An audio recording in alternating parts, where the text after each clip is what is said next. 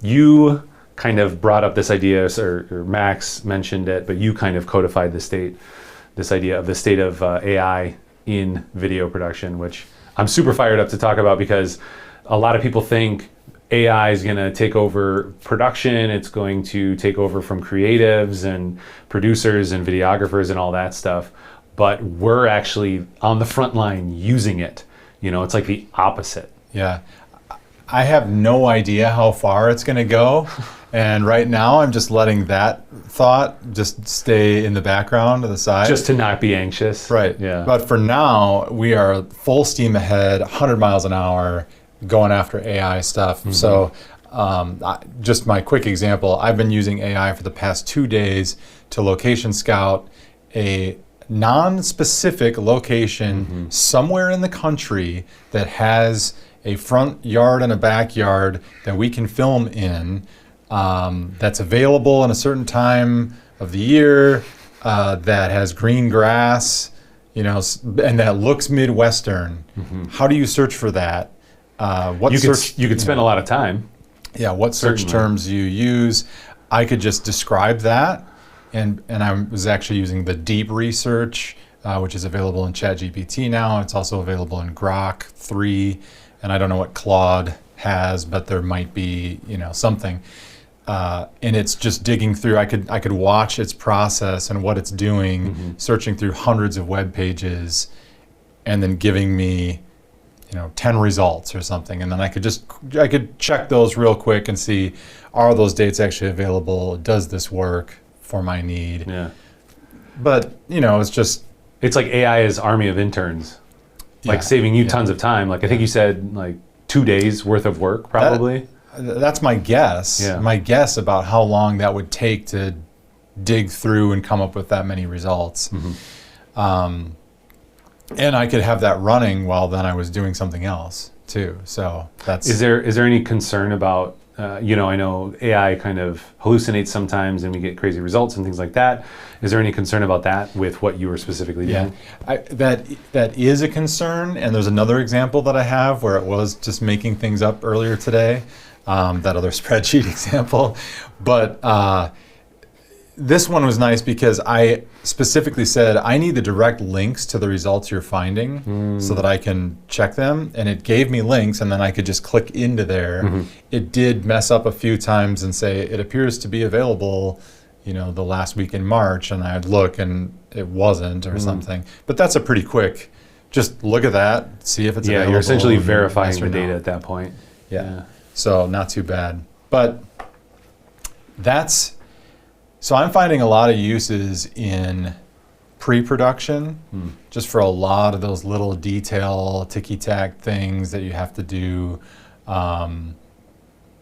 Just things that are like, I don't really want to apply a lot of my brain to this. I just need a lot of stuff, or even it's maybe even more so that it's not like hard brain power, but it's just time. Yeah. So doesn't take, like we could have an intern do something, or like one of our kids help out. Like that'd be a good use of that time. But like for you as a creative director, as the producer, to be able to save 2 days and let the computers pull up the data, and then you still have to verify and then reach out and do the connecting. Like that seems like a huge win. And I think when people are like, oh, video production, it's going to take your jobs. I think in general, it will, take up maybe 50% of our tasks, so we can then spend that time doing more important things, like, or calling them and seeing if they're available, or some other producing with staff. Or there's so many parts of this process on this particular project that are going to have to happen, that if I can, shorten the length of time on any of them, it'll help a lot. Because I need to reach out then if we get that and get all the permissions and things like that. So without going into more detail, that's what that one is doing, location scouting. Also, you're using Grok, and that's weird to me because like I've never used Grok. I'm aware of it, but in my mind it's AI for Twitter, AI for social media, but it's just its own AI platform. Yeah, right? It's strange right now because it's strange right now because it's in X. It's in the X app. I think you can download the app for your iPhone. Android is still waiting to release their app as usual. See if I can get it. But and it's available to me right now. I'm not like a premium user on X, and I can use it in beta. So I don't know if it's going to go behind a paywall at some point, but right now I'm using it. But yeah, I mean, there's just so many uses. Jumping off of that and getting into some other ones that I think we're going to talk about here. Talking about pre-production, we had a shoot where we were doing this camping chair product in our studio, and we had kind of a fun idea. We were going to put a background in, but we didn't want it to be green screen. I don't know where and why we came up with the idea, but it was just something that I think we saw somewhere. Think it was because of Jordan's music video, right? I think so. So Jordan Post, our cinematographer friend, had done a shoot in our studio, used a projector as a background, and we're like, that's really clever, as opposed to green screen, which tends to be a lot of work. Even though you're like, oh, we'll fix it in post, it'll be easy. It tends to be a lot of work. Yeah. So we knew we wanted to do that. And so even from the pre-production phase, in giving some kind of storyboards, more, I don't know if they're a cross between storyboard and mood board at that point. I'm not the best, I could draw stick figures or take way too long drawing better things, or we could hire a storyboard artist. Right. All these things. Which we don't always have budget for on all the projects. And this was a very, very small project. Yeah. And in this case, I just described what I wanted into an AI engine. It was DALL-E at the time. I think now that's incorporated in ChatGPT, but there's many. And described, I need a guy, and we had these gags too. So the chair's super light, and we had these gags that are like, I want him carrying an armchair.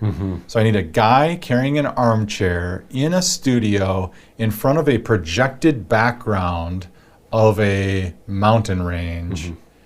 And then just kick out these images for me. And it gave us a bunch of images that were like, okay, that's kind of the general idea. And that's what you need in pre-production to show the client, be like, here's kind of what we're thinking we want to do. Right.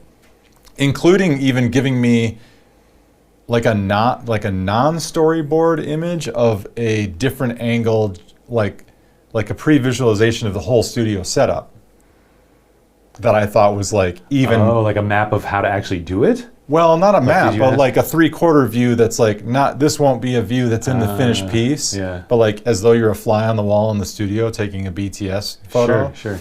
And I felt like that was even useful to help the client understand, because sometimes they're asking those questions, even though I don't think they matter for the client, but sometimes clients are just curious, well, how do we do this? And it was like, here, and it was kind of a goofy AI image, but it was like, this kind of gives you the general idea.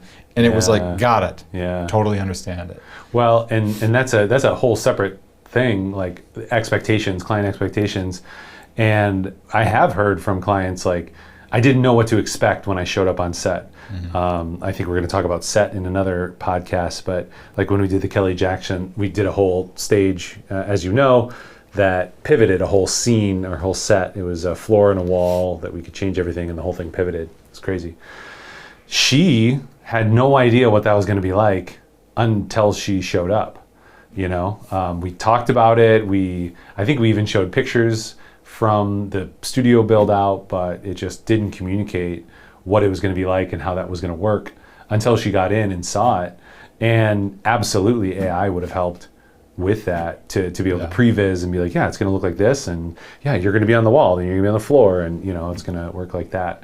So that's actually a really interesting maybe byproduct, like unintentional byproduct, that it helped just communicate some expectations. Yeah. So that was a cool one. And then I think the final result there too, we generated a few background images in AI. I don't know. I mean, there's debate, right, about like the ethical ramifications for creatives and where is it borrowing ideas from, And then How does that work for copyright? Yeah, but to whatever extent it's making things up. Again, small project, didn't have a lot of budget. I need high quality imagery of mountain ranges. They don't have to be anything specific. So, but I can't buy stock footage even for $100 a piece here or whatever, because I need multiple. Yeah. So there's budget restraints and then very specific idea for the creative that we weren't necessarily able to find in stock. So yeah. And I think, I can't remember if we ended up with still imagery for all of them. We might have, when we did that shoot, it was a while back, so we're light years ahead just in the speed that AI is moving. Yeah. Like the video wasn't good enough at the time, I don't think, to give us give me a video shot. This was 2024, right? Yeah, like last spring. So even call it a year ago. Yeah. We didn't have AI video as a viable option. Yeah. It maybe didn't look so good. But now fast forward, we've used AI image backgrounds. Have we? I don't think we've actually used any AI video yet, have we? I don't think so. I'd have to think more about it. Maybe Max and Alexis have, and we just don't know. They're so good with it. I'd have to think more about it. But that's a good segue into where we almost used AI video with our client. Are we name dropping clients? Yeah, that's fine. With Ho-Chunk, we had these jackpot, these gurus wearing these sequin vests and all that stuff, and they're announcing the jackpot numbers. Like the weekly or daily jackpots. Yeah. So they need to be able to update that frequently without the cost of a production company. And there we used, it didn't pass the final test, but we did use a full copy. You were the first test subject who ran through it, of the person saying, and this week's jackpot was whatever. But it was a little too uncanny valley. And we're probably still a little bit in the uncanny valley zone, although I've seen some that are mind-blowingly good. Did you see that one that it maybe begins with an H? I can't remember. I don't know if you saw it, Luke. But they showed 4. They're original performance, AI based off of image, AI based off of video, AI based off of full video, and things like that. And all 3 of the AI videos are ridiculous. Yes, I did see that one. I don't know that one was out to the public yet. That was a early. That's like a GitHub. You got to go download code. Example. Yeah. Yeah, it kind of sucks. So I almost did that. I went to the repo and I was like, "What do I got to do?" And I was like, "I don't have time for this." Use another AI. Be like, how do I? Oh my gosh. Throw AI at it. So, okay, a little bit of a tangent, but I love this, using AI to help you with AI. So if you're overwhelmed, I feel like I'm overwhelmed by all the AI stuff. I saw it as somebody asking ChatGPT, help me write a prompt to generate an image. So here's what I want out of the image, but help me write a prompt that will generate a really great image. So that idea of utilizing AI to generate a prompt to do something else, and like you're saying, AI, help me to set up this AI. I think it's crazy, it kind of blows my mind, but that is a key use of AI, helping to use other tools and itself. Yeah. Which is a little bit of a mind. So that's the encouragement, I think, for anyone is, maybe I don't need to make these analogies, but it reminds me of watching older friends or family members struggle with a VCR or something. Yeah. But why are they struggling? Is because they don't want to touch any button. They don't know which button to touch, and they won't touch any of them. Whereas our generation, I feel like we grew up and it's just I don't know, just which one, Right. Familiarity. There's this, or even just this, I'm not concerned about breaking it. I'm aware that I'm not going to break it by trying different things. So there's a disconnect, a generational disconnect there. This is maybe just an encouragement for any of you who haven't gotten into it yet. You're not going to break anything. Don't start using operator yet, or don't start using the AIs that can actually do things on your computer, but just use the prompts. Like, go in, the stuff is free, and just generate a prompt and see what happens. You won't break anything, and you just need to like try stuff. And that's like, I think what we've always done in our company. That's why we're like able to speed through all of this, because it's taken a ton of trying and a ton of like learning, but you can't really like learn without doing, because there aren't a lot of books on this yet. There's not like, well, and we're small enough that we don't need a AI department to have AI ethics. Like, we have our ethics, we have our core values, and all of that informs everything we do, all the tools we use, including AI. So we can go really quickly without having to spin up a committee and go through. So let's talk about ethics for a second, because here's the example.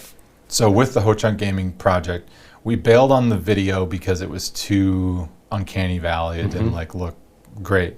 But we did end up using, the final products are going out. And to be clear, it looked like 98%. But what it was is like there's just a little bit of movement that doesn't look right. Like most of it was really good, but then you'd catch like a, something like, what was that move? That doesn't make sense.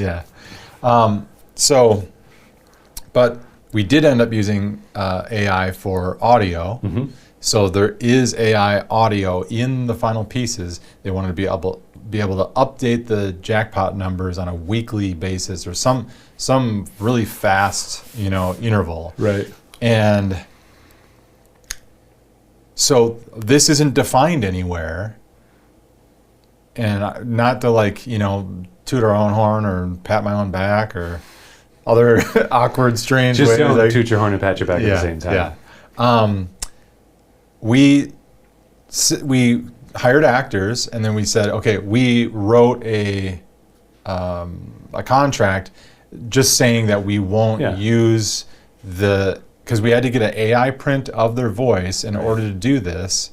So we paid them a little extra than the day rates. Yeah, essentially a licensing fee for a very specific use of their voice. And then set a term limit and all of those things. All of that was self-imposed. We decided to do that knowing that, we should do this. It's, it would be better for the actors to do it that way. But it's kind of the Wild West, and like the other way to ethical. go. The other way to go is people are just like, haven't got, saying no or didn't get into it. Although there's some Hollywood, they're like, Bruce Willis, like licensed like everything. Well, and that's because he's sick and he's dying, and what's his face, Darth Vader. James Earl Jones did that before he passed away, which is awesome for Darth Vader, I think. But yeah, the ethics are interesting. I want to go back to the old people using things. The other part too is like, they don't need to ask a friend or a young, like a grandchild or their child for help or anything. They could literally ask the AI, like, hey, how can I use this better? Or how can I use you to do this? Or how can I work with you? Maybe say please and thank you, just in case they take over. But you can ask it how to help, because I think that's a paradigm shift that I am still, like in the midst of, because like Google is like such dumb search and I hate it, even though it is crazy awesome in terms of search and maybe a knowledge system, surfacing knowledge. But anymore, I don't want to go to Google and like ask a question and then get 10 non-specific results that I have to look through. Like, I just want to go to ChatGPT as an answer engine and type my question and get the answer and be like, can you source that? And it will come up with potentially a better, more relevant answer than me having to search through Google. So I ideally still get to really good content, but it saves me time. Right? And they're adding features all the time. So in ChatGPT, so I've been playing around with deep research, which is a limited feature, and I'm almost out of uses of it for my whole month already. But I think in one of the models, there's one called just deep search. I'm just pulling it up now. And or maybe I'm mixing this with Grok. I don't know. They're getting all kinds of things. 10 deep research available. I think Grok was deep search. Okay. ChatGPT was deep research. All right, so Grok was deep search, and then ChatGPT is deep research. So maybe it is that the deep search is, to some extent, these AI models have knowledge already, or they've been building up knowledge, right, from things that they've been fed. The deep search stuff is better for, what were the examples? It was like current conditions. So I used the deep search as well to say, what areas are most likely to have grass, green at the end of March for this like search, the location. And that's not exactly the same every year. There's like averages of like when it is usually like that, but this could also look at a current data, and say like these are the current conditions of what's going on, and like I want you to actually go look at current web pages, recent ones, and read what's going on, and then give me that information back. Yeah, So that'll be really interesting too, because I know ChatGPT makes stuff up. When I'm doing some research on a topic, I'll be like, give me some content around here on this from this document, and cite your sources, and I'll get kind of a good summary and then quotes. And then I look at the quotes and I'm like, those quotes don't exist. And then it's like, oh, sorry, yeah, I paraphrased and combined a couple different pieces. It's like, no. If your quote, it has to be a direct quote. So cite only this one. And eventually I got to a prompt that was very specific about cite only this this document. And eventually it did come up with quotes that were cited from that document, but a little bit of the hazy, what is that called? The hallucinating, easy for me to say, the ChatGPT hallucinating. But it looks like deep research, it's optimized for web browsing and data analysis, leveraging reasoning to search, interpret, and analyze massive amounts of text, images, PDFs on the internet, pivoting as needed in reaction to information it encounters. Which is interesting because we're like, isn't that what all ChatGPT does? But no. Like original models, it's just like, it's you take just content from all around the world and build something out of that content in an intelligent way. That's the original learning language models, LLMs. But now we have reasoning models, which are different. yeah, I can't even get into the trying to understand it from that point, but yeah. So maybe back to some of the ideas of AI in production. You had mentioned voiceover, so that's one that we use seamlessly to improve audio when there's a problem with audio too. Yeah. So we've done full voiceovers with just a full-on AI voice, and had clients be like, yeah, that sounds excellent, I like that, and gone with that. We've also used it. Sorry, VO artists. I know, it's a changing industry, and I don't know, there are going to be areas that go away. If you're a famous person, your voice will still be valuable. If you're not a famous person and you just have like, a good low voice, like, I don't know what to tell you. Like that is like really one of the only industries so far that I'm like, yeah, I don't see how that stays. Yeah, because of the way the technology is so good. We're not quite there yet, but stock photos and stock videos are also on the chopping block. Like they're not going to last. Good thing we don't make money that way. Yeah, and we can save money, in fact. Yeah. Yeah. So, but not full voiceover, but like we do a lot of documentary stuff, interviewing people, and sometimes somebody's talking and then they don't really finish their sentence. And you're like, oh, that was a great spot to, but they kind of like went up at the end. Right. And we can plug that into, is it 11 Labs that we're using? And just give it the instruction, I want that to end. And in that person's voice, change their inflection so that when they are talking and they finish their sentence, and it drops, editors know this, that sometimes you're like searching through everything, looking for an S that you can attach to the end of a word because they accidentally said it singular and it was supposed to be plural. Right. And then you're doing all kinds of goofy editing and trying to make that sound natural and blend them together. It takes a lot of work. We can just take that, input the word, change the word, add an S, and export it, and just have them in their voice saying it plural or saying a different word. Right. Again, ethics. Ethics need to be followed to the T, and we don't have any issue with that. Like, we don't have any reason not to be ethical. Well, I mean, it's also just like you're describing it. It's just editing. We're not doing anything to make them say something they're not. I mean, the news does that. The news will soundbite something and make somebody say something they're not. But what we do is we try to enhance and make somebody look and sound their best. Yeah. So like you said, if we're just editing to find us to actually finish a sentence, that's the same thing, but we do it with less time and it sounds better with the AI voice tools. Yeah. I was going to go on another, it's kind of a tangent, but it is going to become a thing. It's already a thing. We're talking about ethics, and I mean, if you have people, sources that are not ethical, or you're not sure, or whatever, like, we've moved into an area with all this that the average people have no clue. And I think being like so close to it, I'm aware of it, we're aware of it in our company, but other people are not aware of it. I'm like, we're already in a spot where you truly can't believe what you see.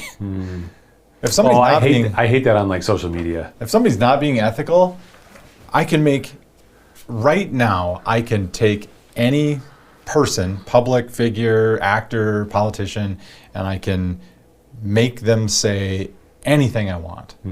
And usually the ones that you see that you catch on to are goofy, it's just somebody doing something crazy. But if you didn't make it crazy and you just tweaked it slightly and put it out there with like no other fluff, and it was just like looked like a boring press conference. Yeah. It's well, there's already people doing unethical things without AI. Yeah. The way you cut it, the way you soundbite it, the way you share. I was listening to the Joe Rogan podcast, and they were talking about, it was Joe and Elon Musk, and they were talking about, how the news is blasting them, and Joe in one of his commentator roles at the UFC, he did something and put his hand up, like that. I don't know if it was to stop someone or high five or whatever, but they show that and it looks kind of like Nazi, like a Nazi salute. And they keep showing that in order to show him like he's extreme, he's bad, all that stuff.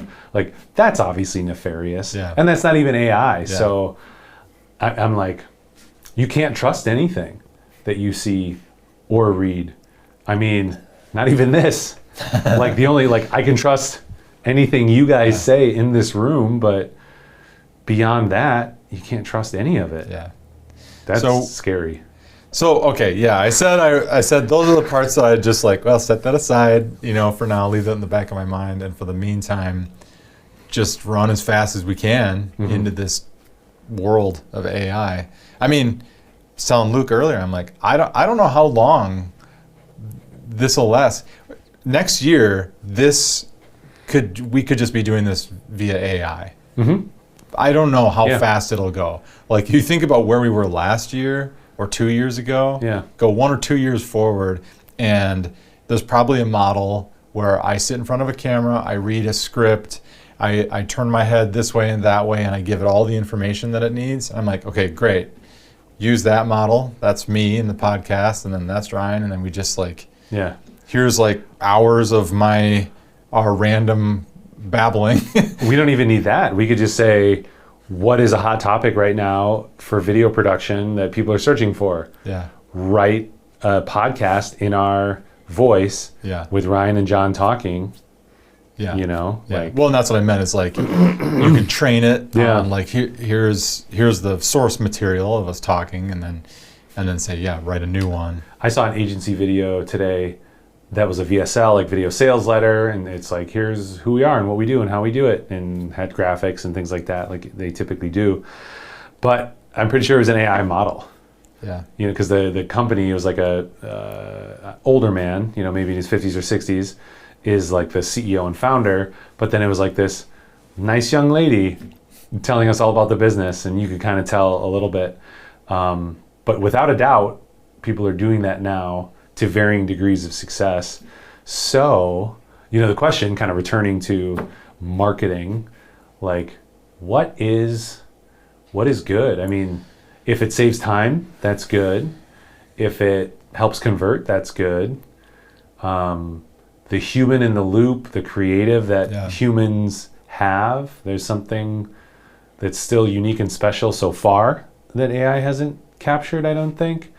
But in as much as we can use these tools to create great messages and get them to the right people, I think that's a great use of it. And I don't know where that line is, you know? And we can definitely, like, the AI topic, there's all these fascinating things, but clearly we end up philosophical because that's like where I don't really know either. Like right now we've been using it to just augment things that we're creating. You know, I just need a background and I don't want to like search everywhere and try to find the exact right thing. Just shoving it into this part of the conversation. We did another one for M-State Interact, and we needed backgrounds, and we hadn't pre-selected the backgrounds before shooting green screen. So if you've ever shot green screen and you do that kind of production, you know that you want a light to whatever the background is. Right, where the light comes from, the angle, the height of the camera, all the that quality, stuff. Well, Max was able to have these AI image generation programs kick out backgrounds and just, you know, keep asking for tweaks and stuff to get the angle where he wanted, to get the space the way that he wanted, and get the lighting coming in from the correct angle. You know, I want the light coming through a window on the right side of the frame or whatever. And then he could put that in the background and make that fit pretty well, which is, again, not the ideal way to do it. You know, we were kind of working in reverse on that one. So we've been doing it to augment things and add things. Another example, before I answer finally the philosophical thing, I really thought it was cool. I saw, and I won't name a name because I might have it wrong, but I saw somebody that we follow on LinkedIn using some of their photography, and then they plugged that into like a video generation engine and got their photos sort of like revisualized as like short video clips that are like in slow-mo or something. Yeah, that's wild. And it looked so cool, and it was like a really cool demo. So I'm like, that's opportunity for B-roll. Think of like the opportunity for documentary. You know, you see like people showing examples. Now imagine an example of a documentary. All I have is like some like grainy old photo of my grandpa, you know, but I could get him like turning and kind of looking, you know. I love that so much because people are always like, here's photos, put them in there, or I'm going to send you digital photos. Like, oh my gosh, digital photos in like a video are so terrible. But if you could do something like that, I mean, we have done, if you can composite the 2D, 2.5D effect, but if AI could help with that, then you'd be like, send me all the photos. I'm going to make them look baller. So I think it's all good is while we are still achieving authenticity. And that's the part that I don't know. Like, where is that line? Where does the line go too far? Where is it blurred? Like, if I've prompted this thing to a certain extent, and then I have, you know, I'm writing something, you know, how much can it write, you know, with the guidance of my prompting before it's like not authentic to me or to my voice? And then as a user of it, as a consumer, I know from my own perspective, I'm less interested in like reading like something written by AI if I can tell. But that's the key thing, if I can tell. Like if I can't tell, I probably keep reading it. I'm interested by it. Mm-hmm. And then if somebody told me later, hey, that was written by AI, I'd be like, oh, interesting. Like. Well, I mean, to take that even further, thinking about animation and 3D animation, when it was originally maybe less rigged and more manual, but then now you can completely rig a character and then make them move around in a space, and how their body reacts and their clothes react to the things is just the system that's generating, gravity and force and wind and pressure. And certainly they can tweak it, but it's more and more computers doing that. And So I did see one example there too. So if video right now is struggling because of Uncanny Valley and it's like looking a little off, animation, you can totally do animation. Mm-hmm. There were some examples I saw. Was that on Sora? I think Sora had some animation. Had the examples, animation examples, or maybe it was that same link, the same video that you had, where they were breaking down the guy in 4 panels, and it was like, here it is just with the arms, here it is with the right. Yeah. That one had a animation example, and it was like, here's your input, a 3D animated character, just a still image, and then animate that. And that, I mean, where's the issue there? That's already, like, you're not going to catch up on, or not going to catch Uncanny Valley from that, because it's an animated character. Right. So maybe that's another, desolate future for the industry of like animation. Right. Once you can give it a model, and have the AI sophisticated enough to don't change the look of the character as you take it through this stuff, But I mean, even the animators, voiceover artists, I can't see how they don't get taken over. Yeah. But an animator, like somebody still to guide Yeah. and influence the prompt, so you become less of a computer technician and more of a prompt engineer, prompt technician. You still have your creative eye, you have your creative modality, like you're still driving, it's still a human creativity that is driving the tool. Right. But I like VO, and I have friends who are voiceover artists. Like, I don't know. Like, I stopped responding to VO emails. I'm like, I don't have time to manage hundreds of people when I can either use AI or I can go to a service, and the service can just find people for me. Yeah. And even those services have AI services that they're providing. Yeah. I don't know if we've used any of those yet. I'm sure they have to. Yeah, there's the taste maker, is that what, just like that is maybe the last line that we hold as all things happen, is like, well, who will make the decision about where the key light's coming from and where the, right? So that does become the final bit, is like designers, people with an eye, people who know what they're looking for, who know kind of the rules of, even this could change, but sort of the rules of cinema, the rules of good photography, the rules of ratio and stuff like that. Mm-hmm. To some extent, it's kind of subjective, but there's almost an objectivity to those rules. Which AI could pick up on. They could pick up on that. I'm sure they could. Yeah. But that would be a way, that's a way to stay in it for a while, to, making decisions about what you're having AI do. I wonder if there's like the Industrial Revolution was a huge change where it took a lot of people's jobs. Computers, to some degree, took some people's jobs. Now AI. And AI is a hot topic, and it's in everything.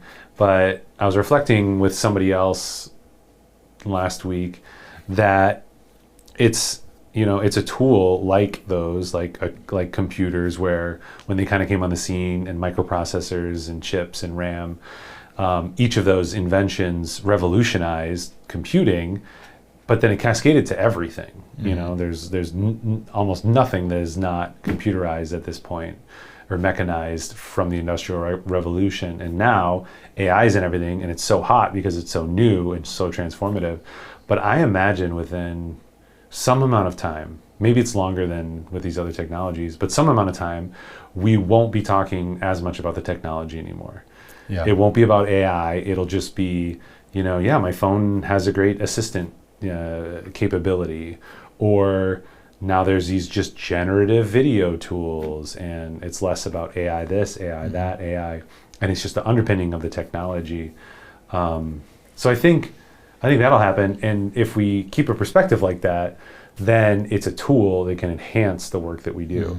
And there's a lot of unanswered questions of like VO artists, or how will it help in X field? So it's unclear until somebody solves that problem. Yeah. So I have always enjoyed documentary, and I love the fact that we do documentary, because it has been the conclusion I've come to is that will hold on for a long time, because you can fake it, but it's not real, it's not authentic. Like, if I want to know what another person thinks about something, there's no other way to get that than documentary. So like there is still that value. Again, you could fake it, but then it's just not real. It's like, well, yeah, you faked it, Well, and then what is the purpose of it? Is the purpose of it to have the visuals and the audio and just the combination of all those things affect someone in a certain way?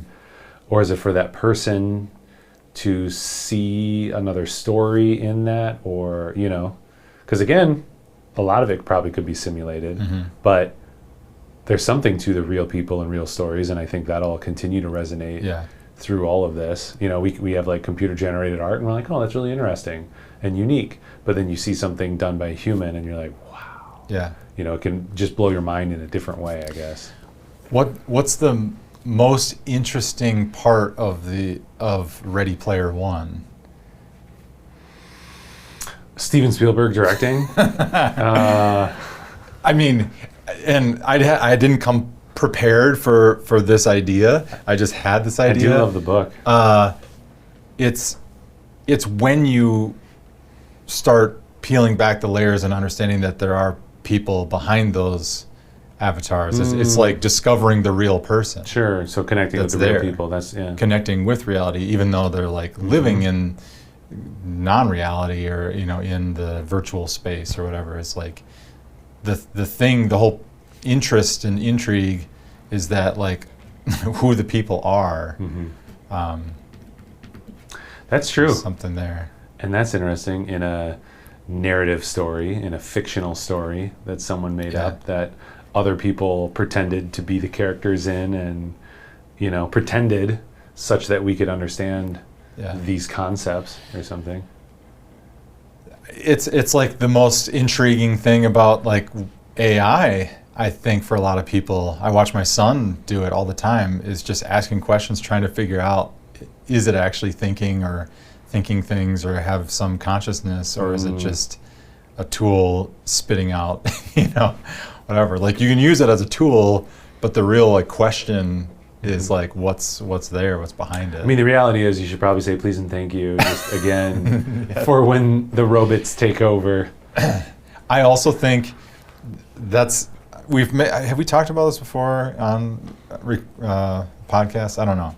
I don't know what you haven't said the thing. I think it's valuable just for the state of the person's own soul to say please and thank you. It's good for us to not get into a habit of just like give me this now. Yeah. I was thinking about that, in what realm is that ever okay? Yeah. It's just good practice to. Yeah. Even if it is not sentient. Yeah. So what's our takeaway? AI is a tool. Use it. Abuse it. Maybe don't abuse it. Use it to save you time on tasks that are lower value to you, or maybe, for me, like, if I'm on phone calls talking to people or reaching out to people and connecting and prospecting, that's very high value. if I'm searching for emails or searching for contacts or creating, generating an image for a mood board, or creating an image for a mood board versus generating one, it's all these things. Like, I can drive and create the thing, but to get to that thing is a lot of time and a lot of work, and I need help. And AI can certainly help in there. So utilizing AI in as much as you can. Don't use it for quotes because it's going to get a lot of them wrong. Yeah, well, and you mentioned this, I forget where you said you found it, but the AI, artificial intelligence, or AI army of interns. Right. That concept. Yeah, that was the Madison Chamber. Yeah. Yeah. Where, if you had an army of interns working for you, they could generate a lot of great stuff, but you're still the expert, and you still need to, check their work. Like, okay, is this good? Did you, cut corners? Did you make something up here? Did you, And, eventually we could probably train an AI to do that. Yeah. As well. So just try to be on it, try to work in the AI, try to continue to use it to help augment your work, I guess. Yeah, That's my takeaway. I had sorry, this is not a takeaway, it's one more point. I mentioned that to somebody today was, get your output from an AI, and then just for the sake of variety, give that to a different platform. Like if you're working in ChatGPT, give that to Grok or Claude, and then ask that to proof it for you, or just to take a look and see. You might not be 100%, but another one will probably catch something because it's looking at a different, this quote doesn't appear in the document, for example. Right. Something like that. It probably would work.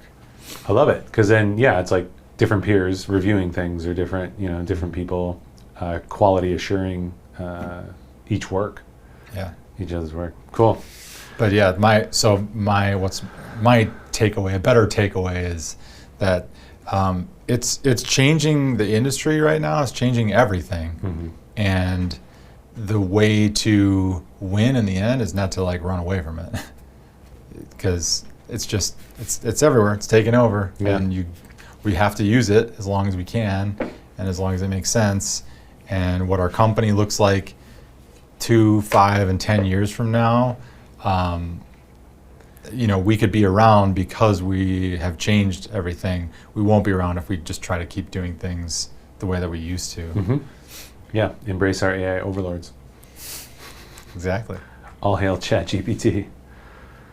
Or Grok. Or Grok. Or Claude.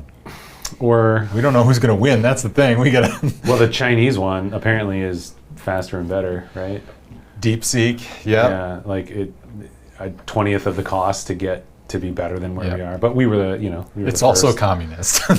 Also managed by communists. It will tell you. Oh, it itself is communist. They trained I didn't know that. They trained it, but then if you ask certain things about what happened in Tiananmen Square and stuff like that, it will not give you the same answer you'll get from. It's great to live in America. Gemini, is that Google? Oh yeah, forgot about that one. Gemini, I feel like they're doing some good stuff. Yep. But Claude, is Claude based off of ChatGPT? No, it's a different one. It's its own? Yeah. By who? Claude? Sonnet? I don't know which. Because then Amazon has Rufus, which that's the dumbest thing ever. Sorry to all the Rufuses out there, but yeah, I don't want Rufus. Rufus sounds like a moron who's you don't want him to be your assistant. Yeah. What's Apple doing with? Is Siri still alive, or is she gonna? Oh, so they have Apple Intelligence, so AI, okay. Apple Intelligence. But I don't have it on my phone because this is old. On the 16, I think that's the latest one, you can actually connect Siri to ChatGPT and get ChatGPT answers in Siri. Yeah. Now it does have Apple Intelligence, but it's kind of a narrow focus in what it can do. Yeah. Kind of assistant, somebody said something about this. Want me to put that on your calendar? Which is kind of helpful. Google's still struggling with that too. It's funny. I thought that would have been the first thing people solve. They need to quickly abandon. I think it's is their infrastructure built up in the old assistant that's not fully AI, sure. right? And so they're we have all these tools, we can't just throw them away. And I'm like, you need to throw them away. Just put Gemini in Google Assistant. I don't Yes. want any answers that are like, it can't understand what I'm saying. Mm-hmm. Give me the AI that understands what I'm saying and give me the result I'm looking for. And interconnect it all. So if I get an email and it's like, hey, somebody wants to do this, okay, schedule it. Yeah. You know, Google has a little bit of that, but an assistant has a little bit of that. But I just want it all integrated instead of like, let me hop over to this app and type it in here and then Yeah. copy and paste and then let me book this and then let me reach out and like, no, just show me what you want to do it. You know, Yeah. so you still have approval, Yeah. so it doesn't do anything mistakenly. Yeah.